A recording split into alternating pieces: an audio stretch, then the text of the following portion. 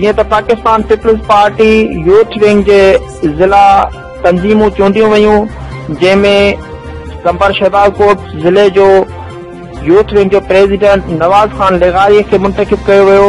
वधीक अपडेट ॾियण लाइ असां सां लाइन ते हाज़िर आहे शहबाजकोट मां सोनी सिंध न्यूज़ जो रिपोर्टर सरदार अली मरखन। अचो त वधीक तफ़सील वठूं। जी सरदार अली मरखन, नाज़रीन खे तफ़सील ॿुधाइजो। जीअं त असीं शहर शहदादकोट लेगारी हाउस में बीठा आहियूं। लेगारी हाउस शहदादकोट में नवाज़ खान लेगारी यूथ विंग जो सदर मुक़ररु कयो वियो आहे।